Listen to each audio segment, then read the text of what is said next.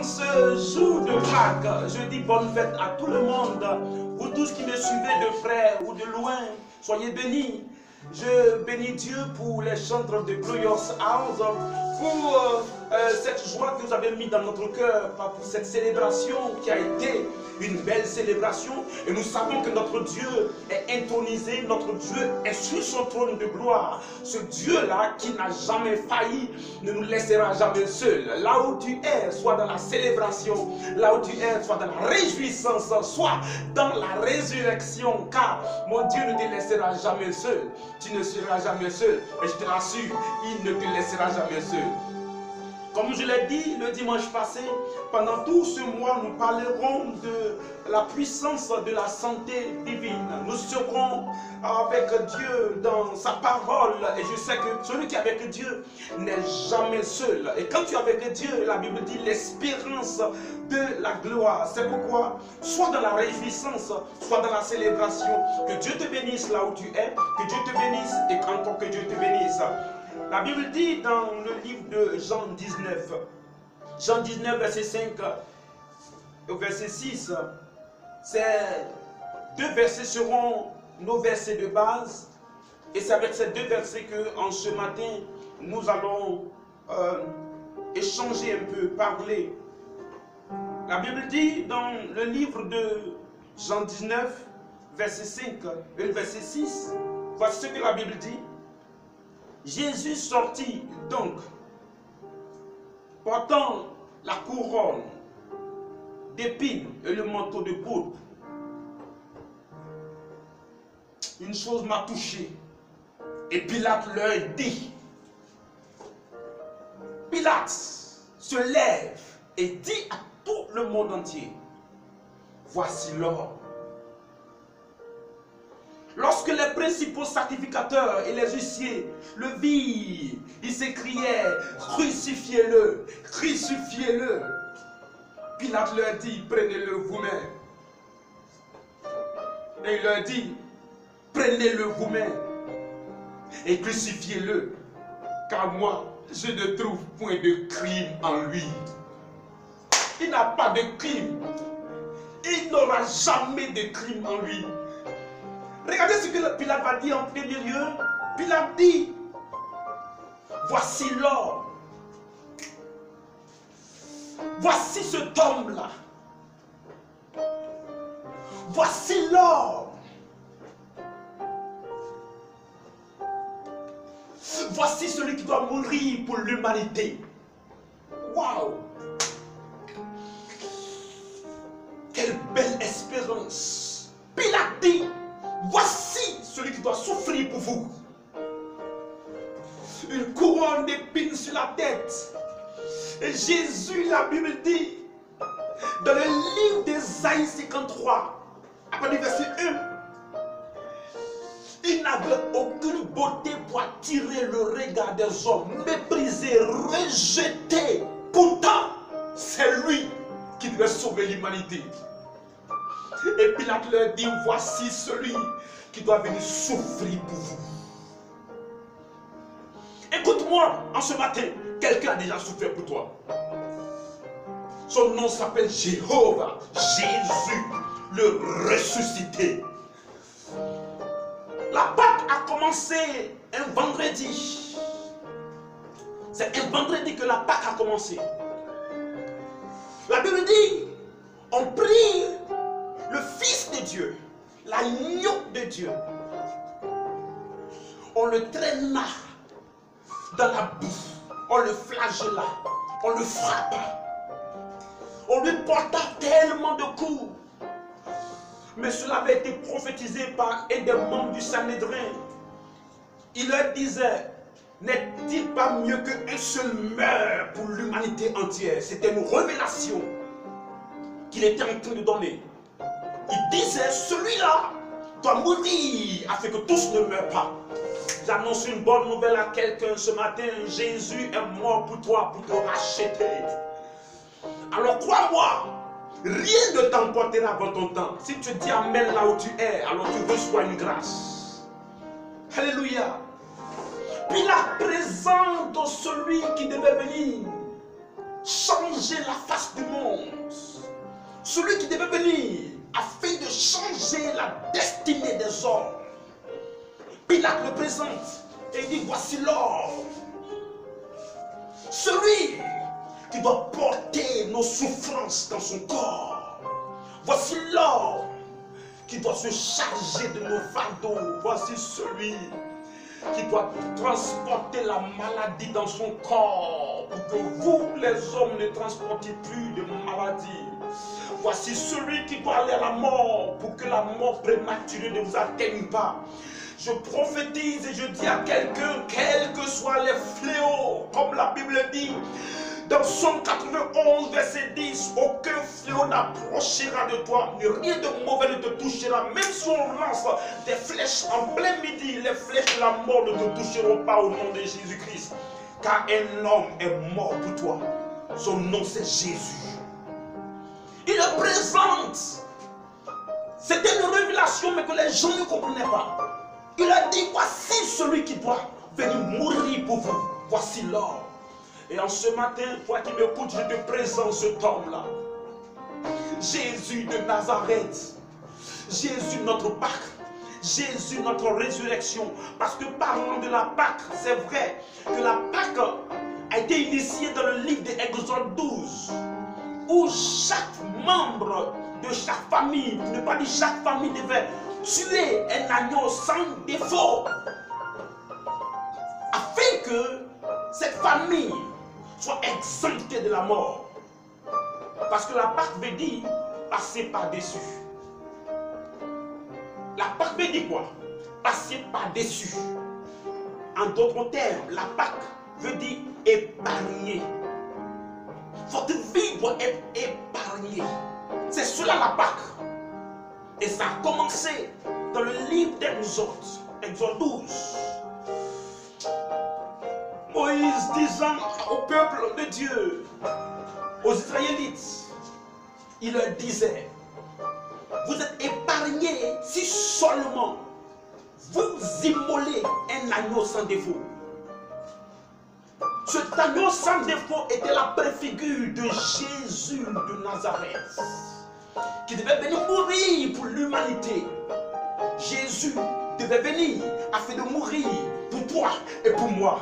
Et je t'annonce une bonne nouvelle. C'est que la souffrance de Christ jusqu'à la croix, cette souffrance était pour toi et pour moi. C'était pour toi et pour moi.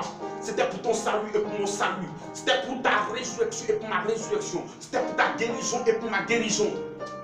C'est pourquoi Pilate, allant dans le même élan que Moïse, présente Jésus à l'humanité entière en leur disant, voici celui que vous devez accepter. Si aucun fléau ne doit toucher votre vie, voici celui que vous devez accepter. Si rien de malencontreux, rien de malheureux, rien de mauvais ne doit s'approcher de vous. Voici celui avec qui vous devez marcher. Parce que votre compagnon détermine votre sécurité. Celui avec qui tu marches détermine si tu vas arriver à bon port ou pas. Celui avec qui tu marches détermine si tu vas faire un accident ou pas. Celui avec qui tu marches détermine si ton voyage sera un voyage à succès. Et je t'assure que la Bible me dit, avec Dieu, nous ferons des exploits. Celui donc qui marche avec Dieu n'aura pas de malheur en chemin. Dis amen là où tu es. Celui qui marche avec Dieu n'aura pas de pleurs en chemin. Mais celui qui marche avec Dieu aura seulement la joie. Mais la joie. Pendant que le monde entier en pleure, lui il rira. Pendant que les gens sont en souffrance, Jésus a déjà souffert pour lui. C'est pourquoi je te demande de marcher avec Christ. D'accepter mon Jésus et de marcher avec lui convenablement. La Pâque, c'est un moment de délivrance. Parce que la Bible dit, Moïse dit aux enfants de Dieu, tous ceux qui mangeront la Pâque, c'était un moment de communion, un moment où on devait manger. Ceux qui mangeront cette Pâque-là sortiront du pays de la captivité. Je t'invite à manger Jésus parce que c'est lui qui te fait sortir de ta captivité. Le livre de Zacharie 8, verset 7 à 8 le dit. Déjà, le verset 7 à 8 introduit cela. Mais verset 10, 11 et 12 explicite cela. Il dit le sang de Christ, le sang apporte la délivrance aux captifs. Et Jésus, sur la croix, a versé son sang. Son sang coulait. La Bible dit que son sang coulait. Son sang coulait, son sang coulait, son sang coulait et il souffrait amèrement sur cette croix. Et la Bible me dit qu'à un moment, Jésus souffrait tellement qu'il a crié, oh Seigneur. Il souffrait tellement qu'il a crié, Père, Père, pourquoi m'as-tu abandonné? Pourquoi est-ce que tu m'as abandonné? Mes mains sont clouées. Je me vide de mon sang. Mais pendant que Christ criait à Dieu, Dieu ne pouvait pas réagir. Il fallait qu'il aille jusqu'au bout. Il fallait qu'il accomplisse l'œuvre sainte.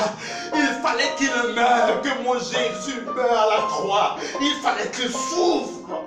Si Jésus n'était pas mort, bien aimé, tu serais mort. Si Jésus n'était pas mort, bien aimé, tu allais être pris d'un accident. Tu allais mourir avant ton temps. Une maladie quelconque t'aurait emporté. Mais je t'annonce une bonne nouvelle. Jésus est parti jusqu'à la mort, à la croix, afin que ta vie soit une vie pleine de santé, une vie pleine de guérison. C'est pourquoi je prophétise quelqu'un qui est malade en ce matin, que la guérison divine te soit accordée au nom puissant de Jésus. Alors pendant qu'il criait, le Seigneur Dieu Tout-Puissant regardait son fils Jésus et il disait, fils, courage, courage, parce que en 2020 quelqu'un aura besoin de toi. Précisément le 12 avril 2020, quelqu'un aura besoin de toi. Il faut que tu ailles jusqu'à la croix pour le rachat des âmes, pour racheter les âmes. À la part donc, Jésus a fait une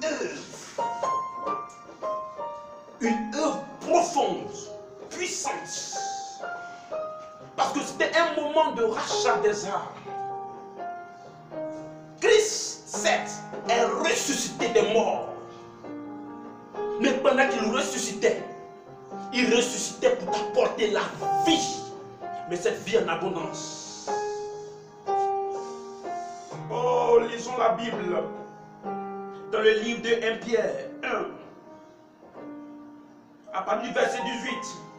Il dit, sachant que ce n'est pas par des choses périssables, par de l'argent ou de l'or, que vous avez été rachetés de la vaine manière de vivre pour que vous aviez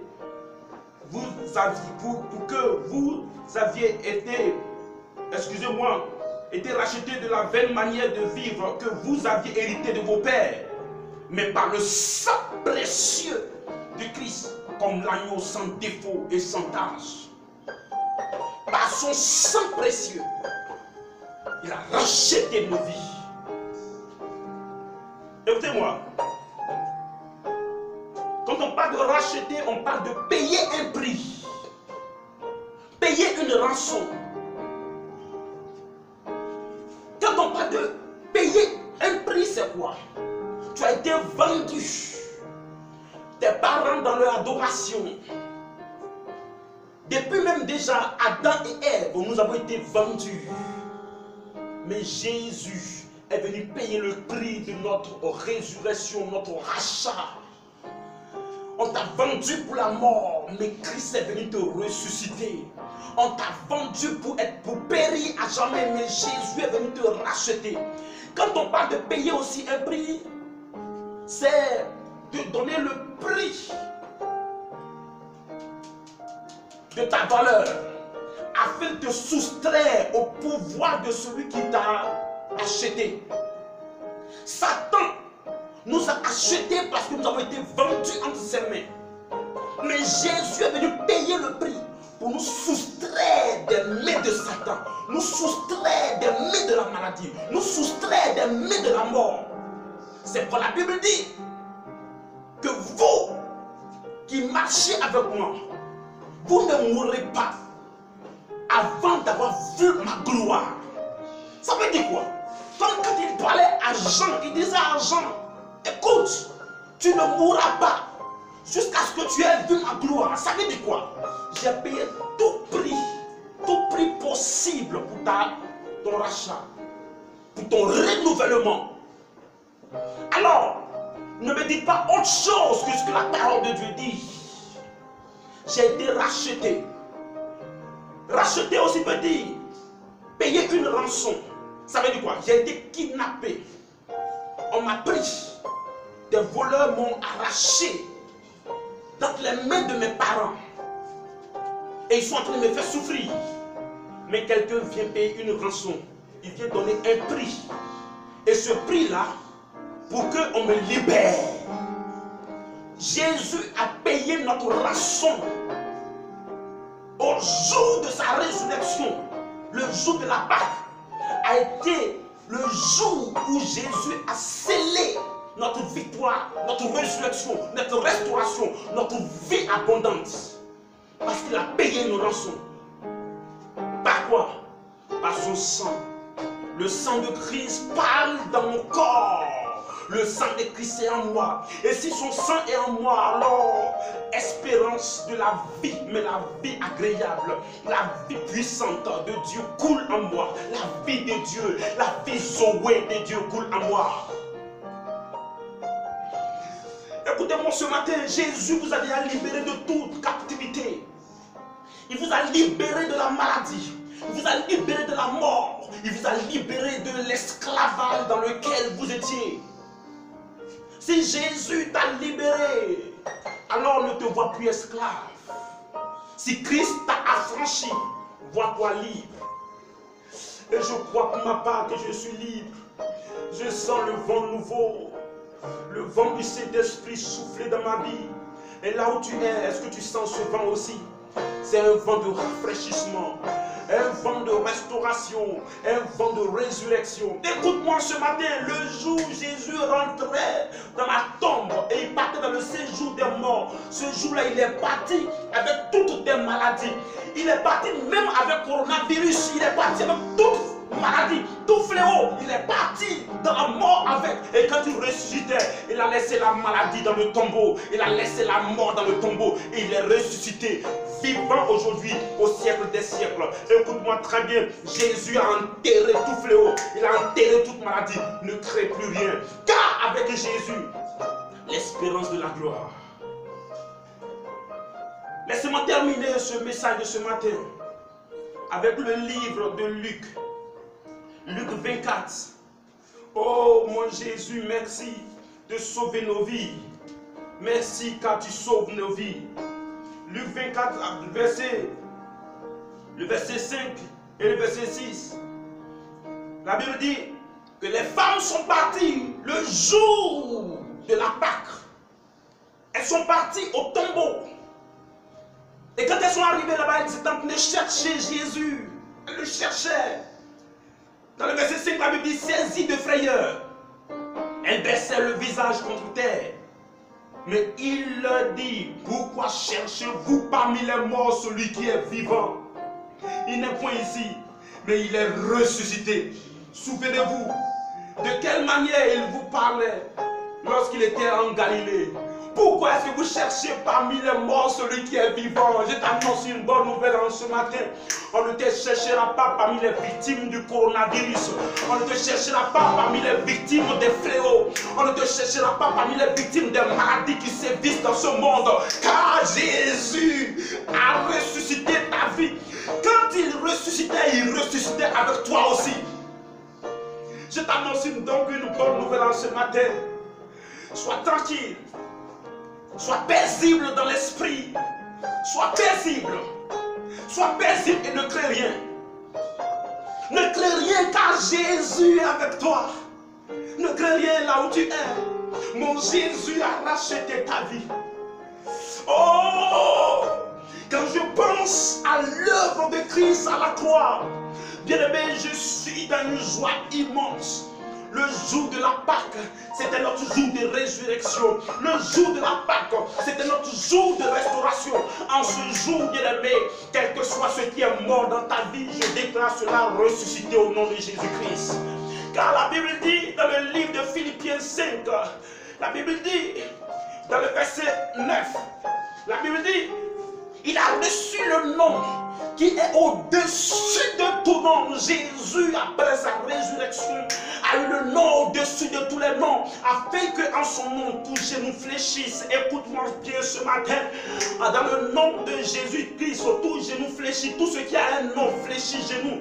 Toute maladie qui a un nom fléchit genou devant toi. Tout problème, tout fléau, toute difficulté, toute situation compliquée qui a un nom, dans le nom de Jésus, je déclare que cela fléchit genou au nom puissant de Jésus-Christ. Et laisse-moi terminer en t'annonçant une bonne nouvelle. La bonne nouvelle que j'ai pour toi ce matin, c'est que tout fabricant de produits met une date d'expiration sur son produit. Il y a la date de la création de ce produit, mais il y a aussi une date d'expiration. Personne ne doit venir contredire celui qui a fabriqué le produit. S'il a fabriqué son produit le 12 avril 2020 et qu'il dit que le produit périme le 12 avril 2022, personne ne doit venir dire que ce produit a expiré avant son temps. Quand mon Jésus te créait, t'envoyait sur terre, il t'a créé un jour, mais il a mis une date d'expiration sur ta vie. Pour moi, par exemple, c'est 102 ans. Peut-être que pour toi, c'est 99 ans. Peut-être que pour quelqu'un d'autre, c'est 138 ans. Peut-être que pour une dame qui m'écoute actuellement, peut-être qui est en train de souffrir, qui est en train de mourir, c'est 98 ans. Écoute-moi très bien. Aucune maladie ne t'emportera avant le temps que Dieu a fixé pour toi sur cette terre des hommes. Rien de mauvais ne t'emportera, car Dieu a fixé une date. Cette date-là, personne ne viendra dire le contraire. Psaume 91, verset 16, il dit, vous accomplirez le nombre de vos jours, exactement les jours que Dieu a comptabilisés pour vous. Vous accomplirez le nombre de ces jours-là. Priez avec moi, parce que votre santé, après ce matin, sera une grande santé. Vous serez en forme. Aucun fléau ne vous touchera. Priez avec moi et dites, Seigneur, je crois ce matin que ma vie est une vie forte. Ma santé est une santé forte. Je vivrai. J'accomplirai le nombre de mes jours. Priez avec moi. Au nom puissant de Jésus, je crois, Seigneur, que j'accomplirai le nombre de mes jours.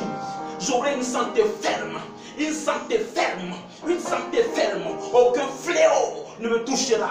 Quel que soit le nombre des maladies, même si c'est une maladie au-delà, plus puissante même que le coronavirus, elle ne me touchera pas. Parce que mon Dieu, mon Créateur, a mis une date sur ma vie. Et j'accomplirai le nombre de mes jours. Si tu as fait cette prière avec moi, là où tu es, dis Amen et acclame le Seigneur. Notre Dieu a été bon. Et je sais que après ce jour, tu auras une santé ferme. Je dis très très bonne fête encore à tout le monde, très bonne fête de Pâques à tout le monde, très bonne fête chez toi. Cette semaine qui arrive, mon Dieu fera quelque chose de grand dans ta vie. Pendant la semaine qui arrive, Dieu permettra que tu connaisses tes exploits au nom de Jésus-Christ. Pendant que les autres pleurent, toi tu riras. Pendant que les autres pleurent, toi tu célébreras. Pendant que les autres pleurent, toi tu auras les mains levées au devant de l'Éternel. Car Dieu est avec toi et qui peut être contre toi. Que Dieu vous bénisse. Amen, amen et amen.